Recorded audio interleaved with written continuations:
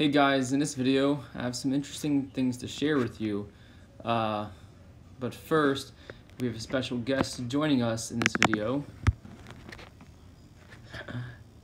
Say hi. Can you say hi?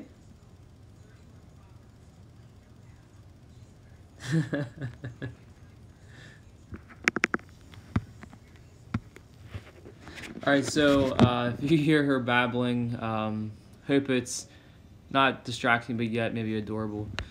So you see in the picture, we have what looks like a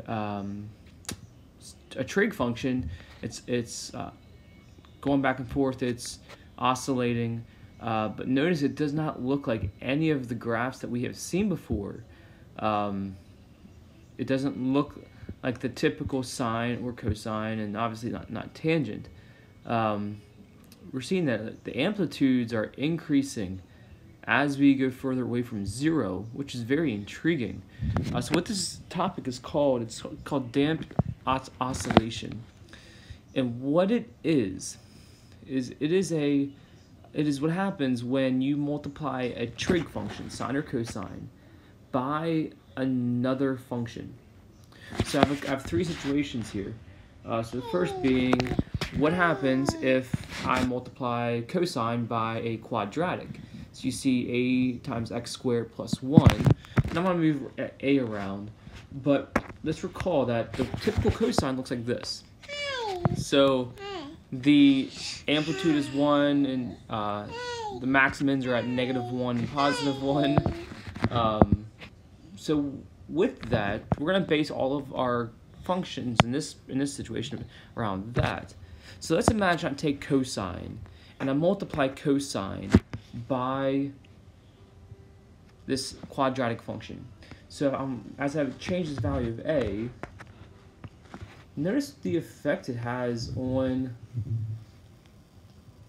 our graph. It is really amazing. I can see I could make the ends kind of dampen out, or I can make them expand more by simply altering our function that we're multiplying by. Now, what's determining the how high it's going up or how high it's going down? What's determining that change?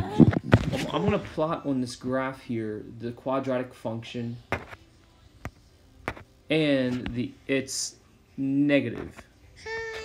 And we notice this is very, I think it's very cool. As I change the value of a, we're essentially seeing that our cosine function is staying within those two bounds.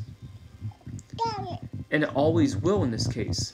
So I just think that's a really interesting, fascinating thing to see. You multiply a cosine function by a quadratic, and you have the trig function oscillate now between the quadratic and its negative, and its reflected version.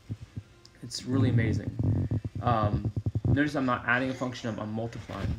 So what if we multiply not by a quadratic, but what if we multiply by a square root? So we know here we're using sine, so we're using our sine function. Slight difference to cosine. And we're going to be using a square root function. We're going to be multiplying by a square root function. So if I were to have that and place there, what we can say is if I multiply sine by a square root function, that sine is going to be within that range, within the area of the two graphs. So let's see what happens. So I'm going to graph here up. So we multiplied sine of x by the square root, and we notice how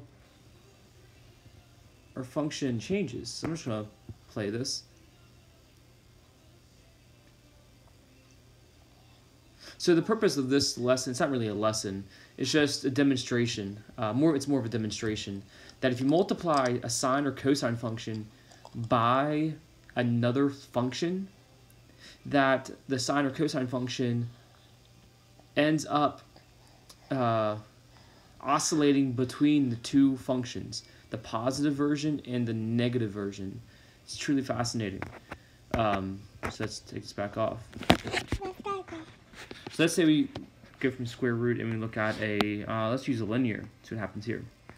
So again, using sine, so we're using sine again, and let's say we want to multiply sine by a linear function. So you see we're multiplying by, so h of x here is some constant c multiplying by x. So that's giving us a slope, and we have our linear function there, right here. And its negative version here. So you see the x appear on our graph. And this is going to look a lot like the quadratic version of the damped oscillation. But if I show us what happens when we multiply sine by this, we see how sine oscillates back and forth between those two functions. So I'm going to take these two functions off and see what it looks like. There you go.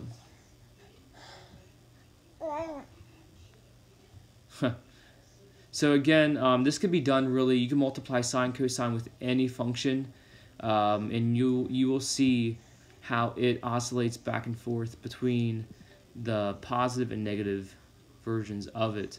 I know you can do this with an exponential function, a logarithmic function. Yeah, so this is just multiplying a trig function by some other function, and we get something called damped oscillation because of how our amplitude is changing as we go along our x values. Just a good demonstration to share with you. I figure some of you would find interest in this. Maybe you could explore this more at some point, maybe in the future, or even in the present here, you can look more into this. I know chapter 4.5, actually no, chapter 4.6 talks about this, so you can look in there in our textbook. Alright, so I'll see you in our next video.